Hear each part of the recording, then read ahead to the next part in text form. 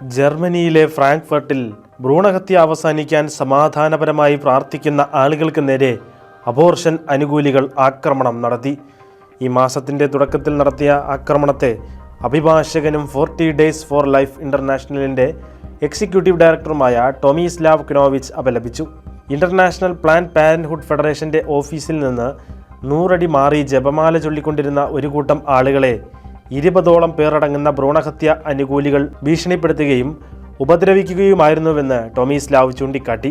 പ്രാർത്ഥിക്കാൻ പങ്കെടുക്കുന്നവരുടെ ഒത്തുചേരാനുള്ള അവകാശത്തെയും കേന്ദ്രം സന്ദർശിക്കുന്ന ഗർഭിണികളുടെ സ്വകാര്യതയെയും ഒരുപോലെ മാനിക്കണമെന്നും കോടതികൾ ആവശ്യപ്പെടുന്ന പ്രകാരം നിയമപരമായ രീതിയിലാണ് തങ്ങൾ പ്രാർത്ഥന നടത്തിയതെന്നും എക്സിക്യൂട്ടീവ് ഡയറക്ടർ വ്യക്തമാക്കി.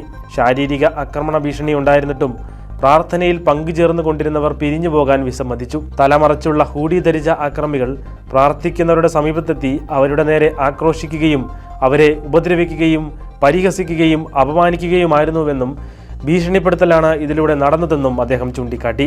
നിരപരാധികളുടെ ജീവൻ അപഹരിക്കുന്നതിനെ ന്യായീകരിക്കാൻ ഭ്രൂണഹത്യ അനുകൂലികൾ സ്ഥിരമായി ഉപയോഗിക്കുന്ന പൊതുമുദ്രാവാക്യമായ മൈ ബോഡി മൈ ചോയ്സ് എന്ന മുദ്രാവാക്യം അവർ സമീപത്ത് ഇംഗ്ലീഷിൽ എഴുതിയിരുന്നു.